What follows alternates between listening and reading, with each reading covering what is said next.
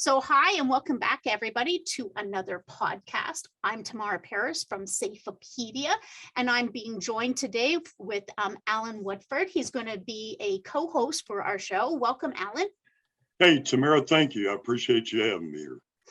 So we have two fabulous people joining us today, Eric and Dionne. Why don't you go ahead and introduce them a little bit, Alan?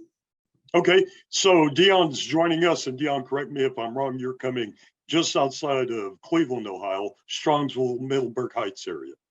So the company SCT is based out of Middleburg, Ohio, but I'm actually located in Modesto, California. Really? On purpose. Okay, and Eric Gislason is joining us from the NASP, based out of Wilmington, North Carolina. Eric, how are you today, sir? I'm doing great, Alan. I appreciate it. Everybody joining and having a little fun, good discussion this afternoon. Good deal.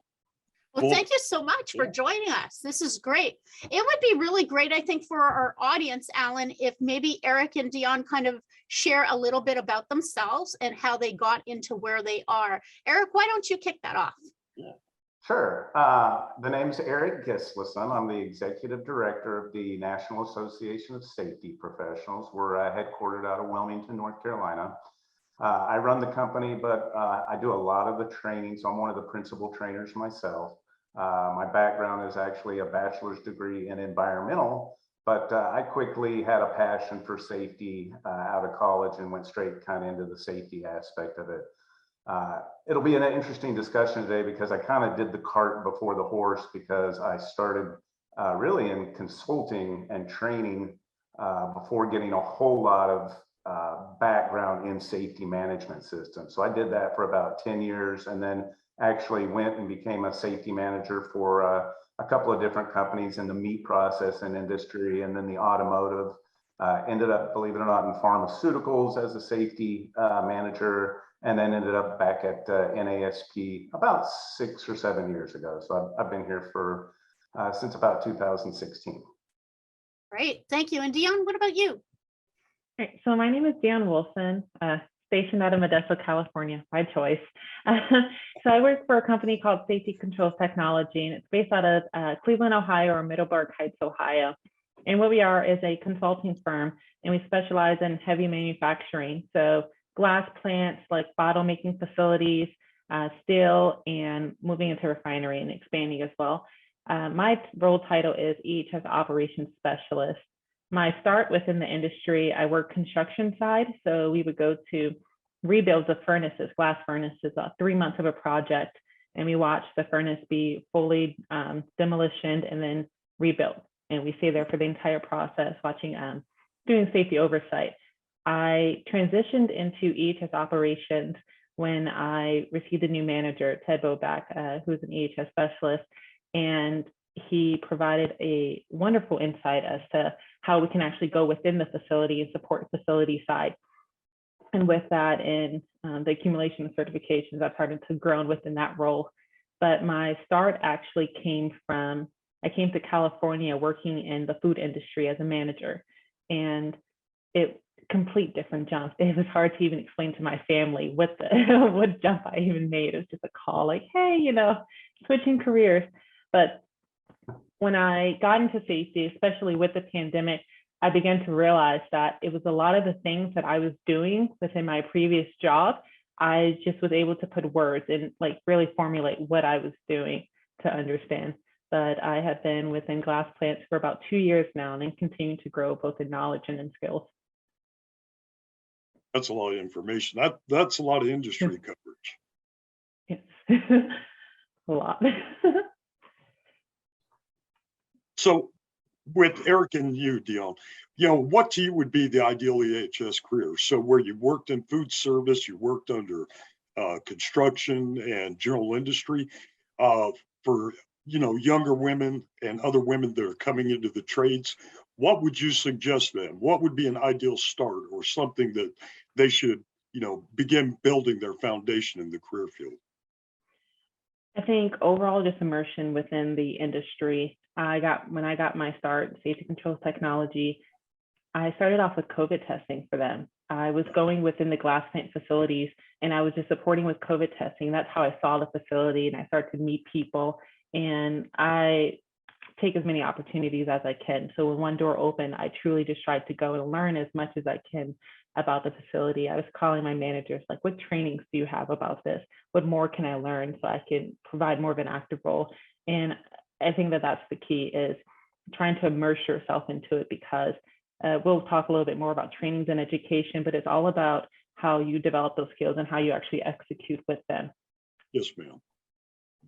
So Eric, supporting, say, like Dionne with her CSM and with the CSM I received from you, what is something you as the director of NASP see as a beneficial starting point for those going into the career field like this? And how does NASP support that? Well, you know, from the perspective of the initial question of the ideal EHS career, you know, I'm not sure there really is an ideal direction.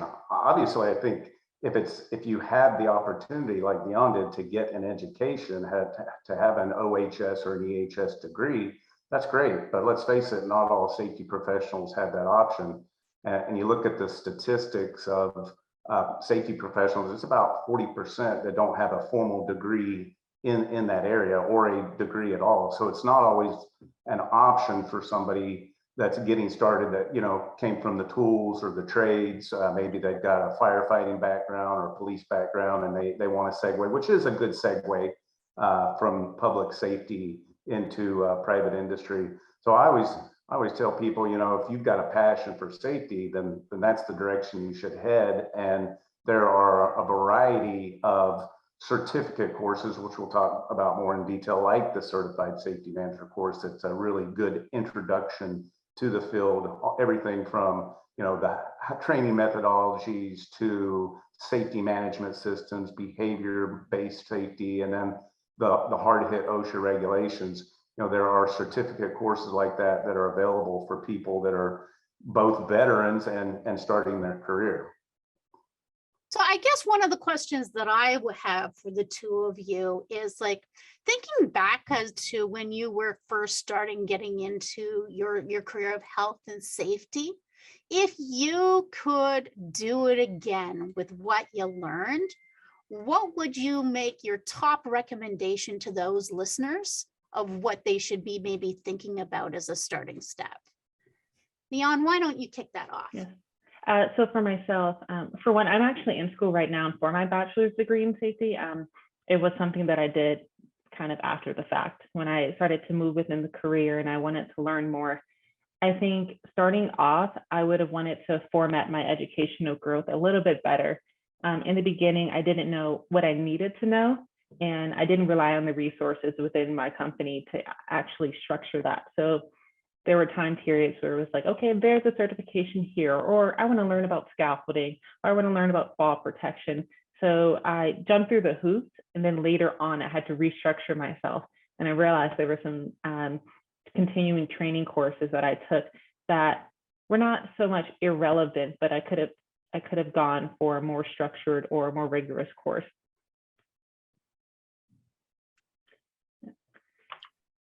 So base training for you, Dionne or Eric, would you say that'd be like the OSHA 10, the OSHA 30, or did you start on a completely different program? So I started with my OSHA 10 general industry, and then right after that, I got my, OSHA 30. I started with my OSHA 30 general industry, and then I got my OSHA 30 construction after that. And then a little bit after that, it was kind of like a free-for-all of what I grabbed. Eric, what are your thoughts? Yeah, I mean, I agree with what Dionne is saying about figuring out your path, because, you know, I said this before on some of my other training classes. It's like telling people that you're a safety professional is like saying you're a doctor, right? So are you a general practitioner? You just need a general knowledge of a lot of different things, or are you a specialist? You know, is your passion confined space rescue or hazmat, or is your passion industrial hygiene, or is it occupational health?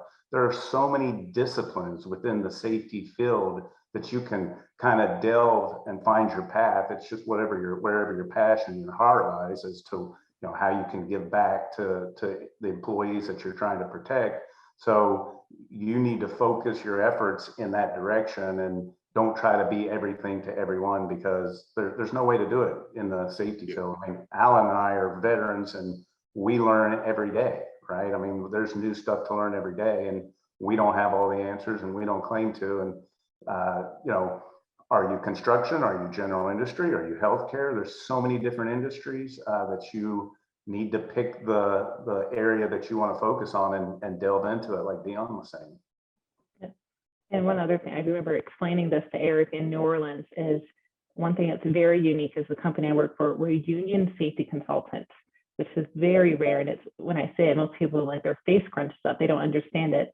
But with that, we have a CBA, collective bargaining agreement. And it structures out our career as EHS professionals for about the first 5 years of what it looks like educationally. And that was a tool that, quite honestly, if I truly understood the power that it had behind it, it structured my first couple of years within my career, what I should want to learn in the progression of. I'm going to start off with hazardous material, and then I'm going to migrate over to my HAZWOP or 40, and then I'm going to get my refresher and escalate from there. So just having that structure and having someone actually explain it to you so early in your career is very fundamental. Outstanding. Yeah, I saw a lot of union safety reps up in Alaska, so that I can see exactly what you're talking about. Yeah. Yeah, that makes sense.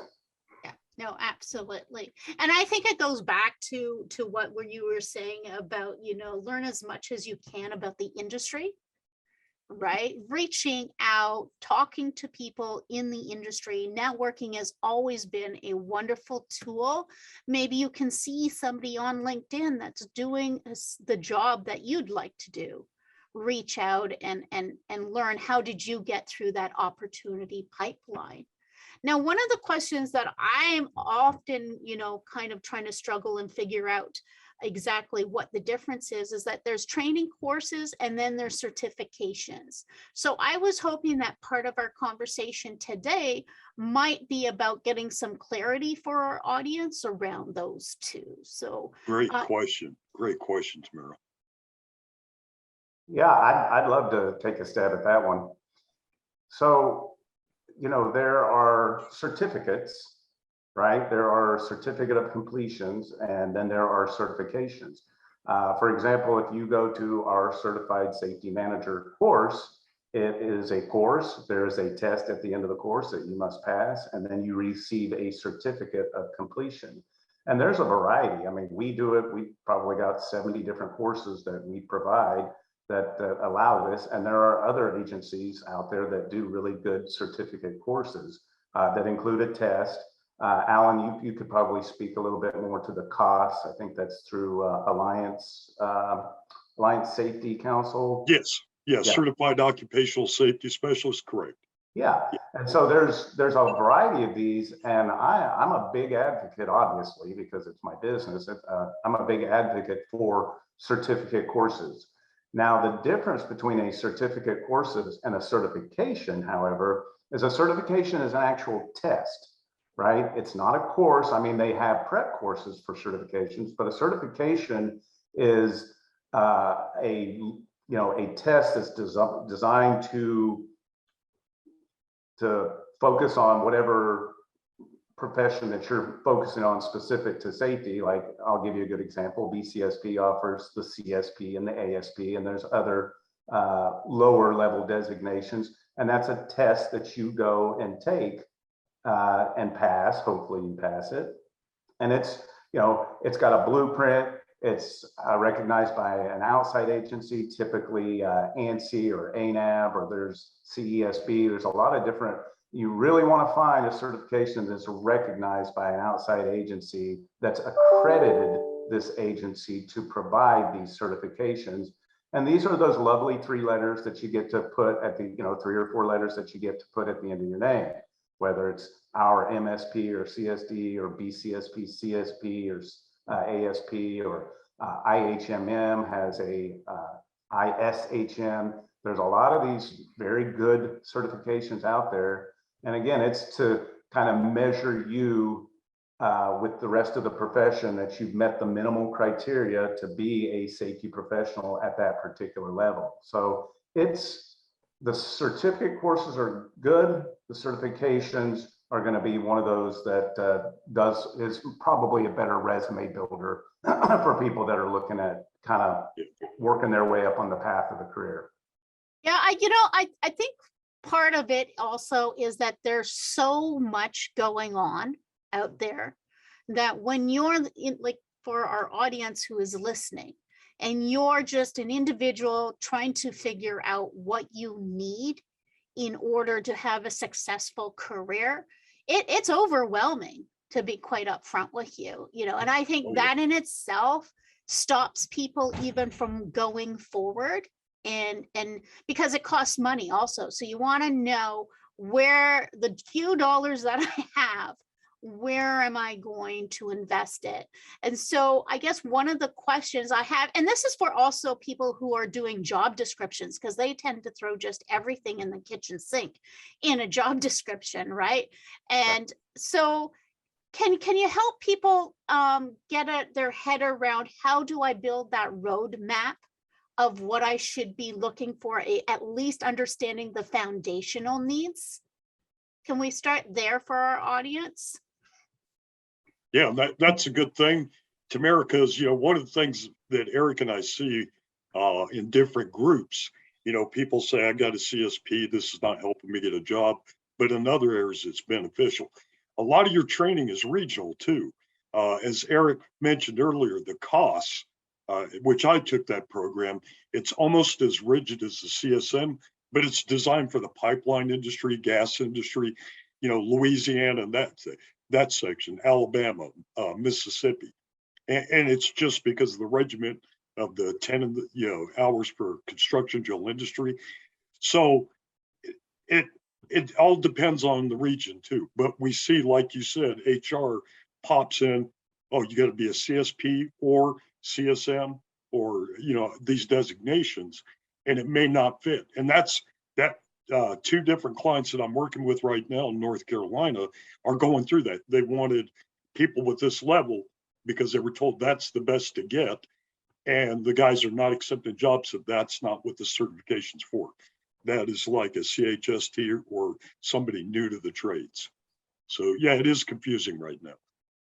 We're running into that in our industry, as well as we have clients for construction jobs, and they're requesting that anyone that comes onto their site, safety professional, has a CHST as a minimum. And we're saying, well, we have people who have a coworker, Curtis, has 10 years of experience working with in-glass plants. He was working on the construction side before he started his about 7 years now as a safety professional. So 17 years, but no CHST because he doesn't have the time to take it. He's in the field. So those are the conflicts that we're running into, that we have the competency, we have the skill set, but do we have the letters to go along with it? Yeah. And, in my opinion, that's a crying shame. I'm all about certifications and training, but, nothing is better than experience in the field. So I always kind of cringe when I hear stories like that, Dionne, because it's like, I don't think that's a fair assessment of your knowledge, skills, and abilities as a safety professional, that maybe you just haven't had a time to get those certifications, or some people just aren't test takers, and it's difficult for them to, they have all the knowledge in the world, but they're just not a test taker, and they can't pass a test.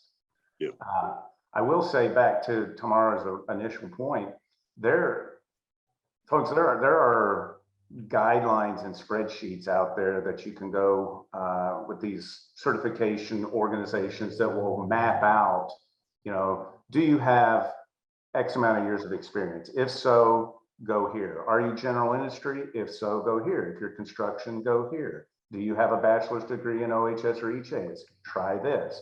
So there's a lot of information out there that we publish, other agencies publish, that help you through that path of determining the best course for you to go in your safety career, right? So if you don't have an education, a bachelor's or further, maybe you go in this direction. Or if you've got a bachelor's, if you've got a bachelor's degree in OHS, I'm going to recommend the highest level that you can get, the most recognized, which, could be a CSP, it could be RMSP, could be a CHMM if you're going hazardous materials. CHM is a very good designation. So, there's a lot of them, but I'd say there's probably maybe, I don't know, 5 to 7 that are very well recognized out there. And it just depends on your path. That being said, I will also say there are areas of specialization, like Dionne, maybe you can speak to. I wasn't even familiar with the electrical safety one that you got. There's a CUSP, a Certified Utility Safety Professional. And then you had one that you mentioned in my class. Maybe you can kind of expound on that a little bit. Yeah, so I have been doing a lot of work with electrical safety and lockout tagout and training in that aspect. And I really, myself and my company wanted me to actually have something that represented that. So through the NFPA, first I took 70E, their complete course. And then they have a test for it called the Certified Electrical Safety Technician. So similar setting of it, that one, it's just the exam itself. I think about 3 hours of an exam, and it just goes through real world application of electrical safety. And then with that, I'm able to actually expand more of my knowledge with it and train to it as well. Would it be fair to say that if I'm a listener listening to this and I'm struggling and trying to figure out what should I be doing, would it be a fair thing to say is step back and look at what is the industry you're in? What are the needs of that industry? And then get coaching from maybe your direct manager or your own HR, or even reach out to you guys, Eric and Alan in particular, and kind of maybe you can help coach the person through for your particular focus and area. Here are the kind of things that you should be looking at navigating towards. Is that a fair starting point? Yeah, I agree. I think that we mentioned like the OSHA 30s, the general industry, things like that. Those are the foundation. Those let you know what the regulations are that exist. You have Cal OSHA, certification and trainings like that help you understand the foundation of it. And then once you get into your specialty and once you start finding your interest, that's when you expand. My two passions are electrical safety, electrical lockout tagout, and training.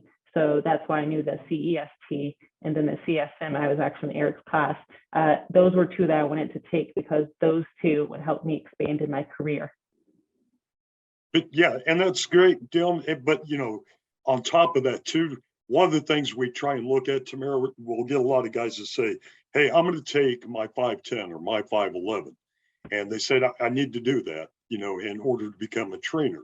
And they'll say, do I need to redo the 10 or do I need to do the 30? And we're like, whoa, what is your track? And like Dionne's plan, she got her cusp and went from there.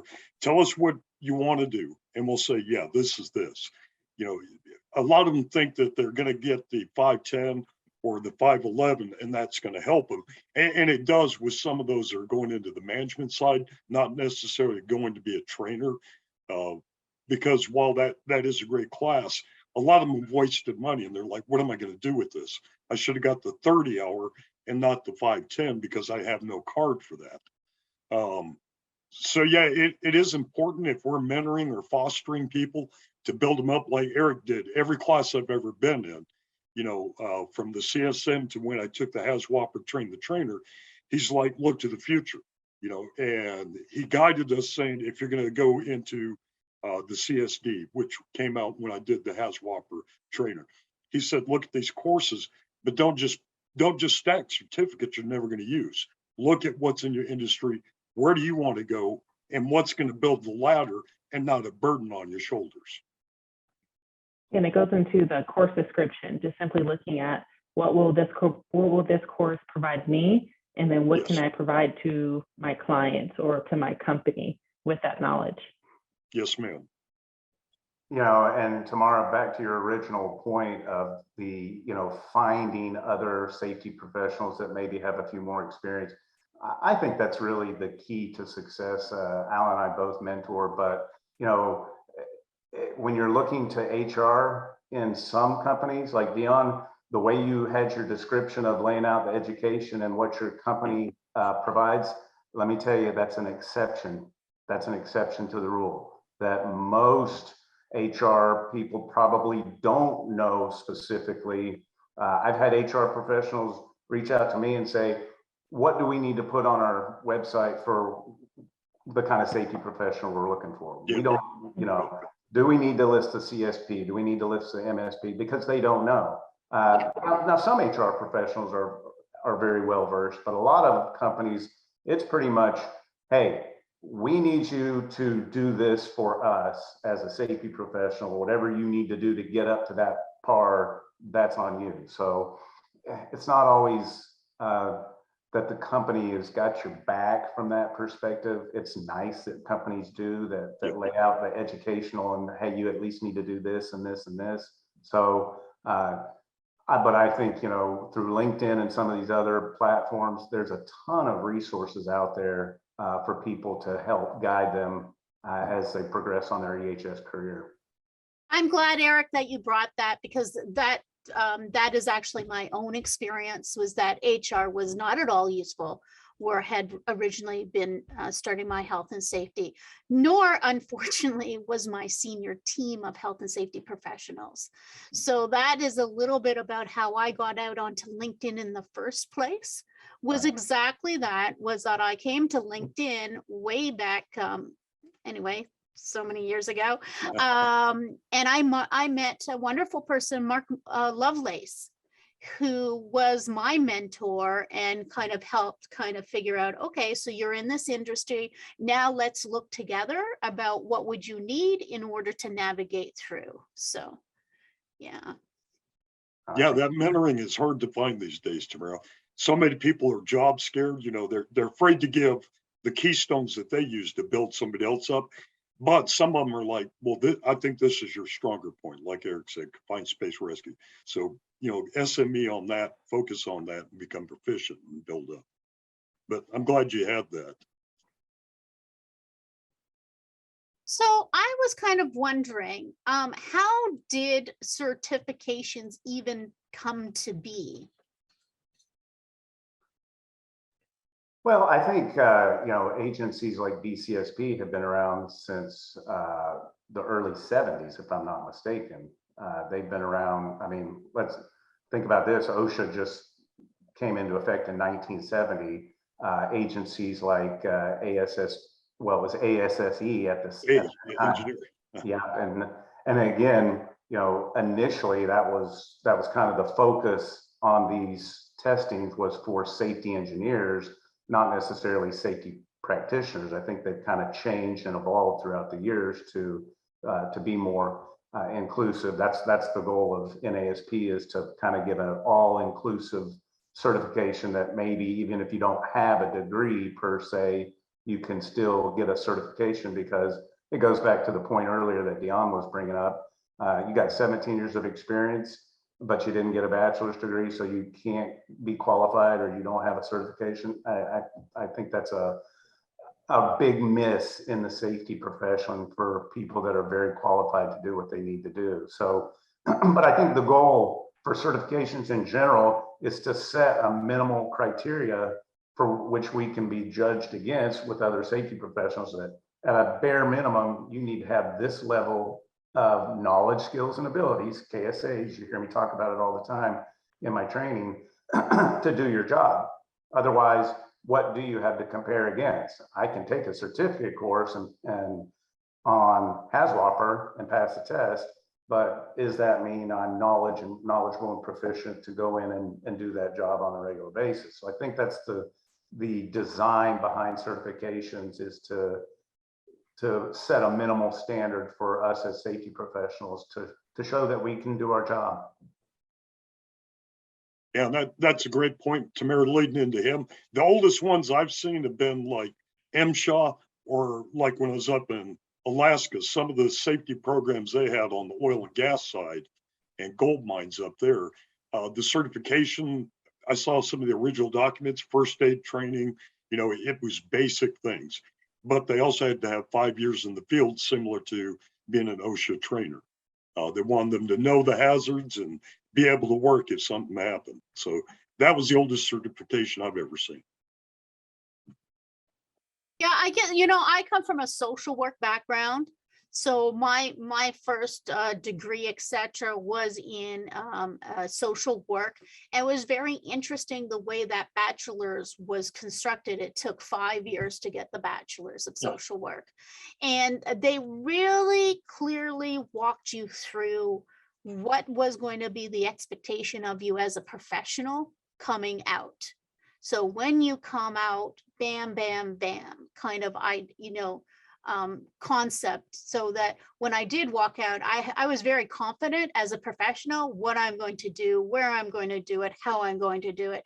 And I don't feel that when I was going through my occupational health and safety education. I didn't get that same sense that I could then walk out and say, oh yeah, this, bam, I'm targeting this, right? And so I wonder about that, like, why is it that way? And is that something we maybe need to be fixing? Well, it's so many industries.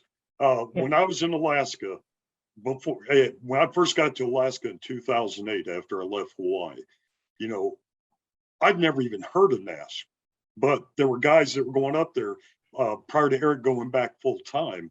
They had basically a safety inspector, and it was only through NASP. So when I got back to the lower 48, 2010, I didn't have high speed where I was up in Alaska. I took the NASP thing. This was back in 2010. When I got back to Alaska, it was the only certification that they accepted for you to be doing inspections outside the military base. And, you know, it's like you're talking about, there's really no ground guidance for it. I went through OSHA training because being remote, I could access their stuff on a dial-up network that we had. But yeah, where you were talking about taking your 5-year program, Tamara, there is really no guidance, because depending on if I go into construction, switch into general industry, I've got to learn a whole new skill set. Now we're producing chemicals, so I'm going to get HAZWOPER. Nobody knows, because they don't know where you're going to go. Maintenance, electrical, like Dionne. So it's too hard to say this is the best way for you to progress, because it's going to change after you take it. See, and even in the social work, it's about your 4th year that you start to stream into where are you going to focus, right? Because there's a lot of different things you could be doing in social work, but it's really that 4th year, Alan, where they sit down with you and say, okay, where are we going to focus? And then drill down. Maybe we need to have a program similar to Union, like Dionne. You know, if she comes in as an apprentice, then she gets that level. Like my brother, when he moved to Canada to get his Red Seal certification, he had to go course, have so many people look over him, develop them from there. I think when it comes to, as someone, I'm in school right now for my bachelor's, it really, like we said before, with the training courses, it creates the foundation of the understanding. I believe that I have a lucky viewpoint of it because I'm already within the industry. So I know what my specializations are. I know what classes, when I'm taking that, I'm like, this is some very useful information for what I'm doing, you know, what I did last month or what I'm doing next year. But for safety professionals that are pursuing a degree, I believe it would start with internships. If you're taking internships your junior or senior year, and that's when you get the exposure.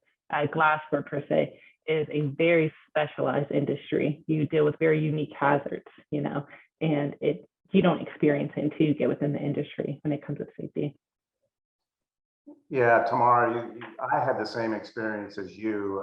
My degree was actually environmental, but it was such a hodgepodge of different courses, you know, environmental anthropology, seriously, environmental psychology, environmental statistics, right? I'm never going to use this stuff. I'm never going to use it.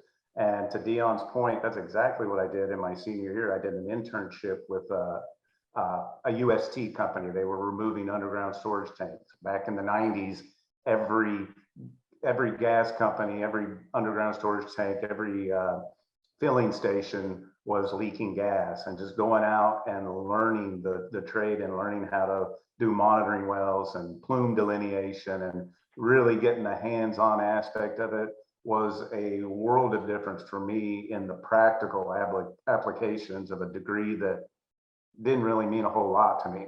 I mean, I quickly segued into safety because I'm more about, this sounds bad, I'm more about people than the environment. Can you say that? Is that okay to say? I can't say. I'm kidding, right? I mean, I'm all about the environment too, don't get me wrong, but my passion was employee safety. So for me, I had a similar experience, and I think Dionne hit on a really big point, which is for those that are new, get your feet wet through an internship. And, you know, once you get that degree, I hate to say it like this, but some people feel like, well, I've got a degree in OHS, I should be making 6 figures a year. That's not the way it typically works. You need to take some beginning positions to learn how to apply that knowledge and be able to do hazard assessments and really with your eyes see the issues that really, because you can have all the regulatory knowledge in the world and that doesn't mean a thing when you can't apply that to practical situations within a specific industry like Dionne and Alan are talking about. Yeah, no, I'm glad that you said that. You can have all the book smarts, but if you can't apply it practically, then it's useless to the real world workplace situations for sure. Absolutely. Yeah. And so Eric and Dionne, before we close out, what would be the one parting thought that you'd like to leave with them about coming into the safety profession? And then Eric, if you'd follow up with, you know, what do you think educational wise, certification or, you know, getting just some basic training, what are your thoughts as a professional educator to help them get to that point? Sure. So as a young African-American female safety professional, I truly believe that it is time to break the mold of what it looks like to work in EHS. I don't fit the general description of it. I'm here at the ASSP conference, and there's very few people that actually look like me. And I think the one thing I want to say is that believing in yourself and having a team that believe in you is truly what will push you. Knowing that it's not about the appearance of it, but what value you can truly add to anyone in any situation is truly what matters in what we do, because we're here for worker safety. Thank you for personalizing that, because others, I know Hispanic workers are wanting to get into the trade. They're afraid because they don't fit the mold, but that bilingual and be able to get communicated. And the fact that you're saying, you know, African-American female, where they may not think, hey, this is something I can really aspire and get into and then inspire others as well. Thank you for adding that. Make it personal. It's not just about the job, it's about for you as well and for the people you represent. Thank you for that, ma'am. Absolutely. Thank you. Yeah, and to segue from that comment, you know, Dionne, in that class that we had in New Orleans, I was so happy to see a cross mix of individuals. We had more females in that class than we've ever had. I mean, it's rare in our CSM class that maybe we get 1 or 2. I think we had 6 or 7. We had folks of minority, Hispanic background. I love that we're starting to bridge that barrier of inclusivity, right? We're finally getting, because to Alan's point, I think the minorities from a safety perspective kind of get the raw end of the deal when it comes to worker safety. I mean, the statistics bear that out. In closing, I'll just say, you know, I'm a big believer in education. If you have the opportunity to go back and get a degree after the fact, for those that are already in their career, that you've got an opportunity. We've got a partnership with Columbia Southern University. Dionne's part of CSU. Yay. But if you can't, there are still certifications out there that you can get that show you've got the knowledge, skills, and abilities. So look at those. We have certifications that if you don't have a degree, you can still get a certification. I'm not talking about a certificate. I'm talking about those lovely letters behind your name that unfortunately a lot of companies are looking at that. It doesn't matter, to Dionne's point, if you've got 17 years of experience, they want to see those lovely letters behind your name. I get it. I understand that's what they've been told that they need to look for, right? Because those are what's recognized. So go out and get these certifications if you can get them. because the you know, the ultimate goal, sure, you want to progress and you want to make more money and you want to have a good career that makes you feel good. But this is also about what you're bringing back to the employer, which is employee safety, right? How to better yourself as a safety professional, that in turn drives down injuries, reduces workers' comp, protects the company from liability, all those things that we need to check those boxes. And we get that through training and education. Absolutely. Thank you for sharing that, Eric, especially for people that were not able to go to college, but are interested in knowing that there's programs out there and they could still develop on this path. Thank Columbia you. Southern's a great one. They offer, I'll shout them out real quick. They offer a course called Life-Paced Learning, and what I utilize. So 10 weeks you have to complete all of your coursework, and there's no, it's not a week by week that you have to turn in assignments. You have 10 weeks, you have your course material, you have the ability to contact your professors, so you have a writing center, a math center, and great communication with your student advisor to help you throughout that journey. Good deal. Thank you for That's having great. that, Dionne. Yeah, no, thank you. This has been a great conversation. And for those who are listening, if you're listening to this and saying, wow, this would be really something great that I'd like to get into, reach out to Eric or Alan, and they'd be more than happy to, help you navigate through everything. Well, Absolutely. For sure. Eric and Dionne, thank you so much. It was a pleasure having both of you here as our guests. And thank you, Thank you Alan, for for having me. co-hosting. Thank you, guys. Thank you all. Thank you. Thank you, everybody, for listening and joining us and choosing to spend your time with us. We appreciate it, because if it wasn't for you, our audience, we wouldn't have a show. Until next time, stay safe.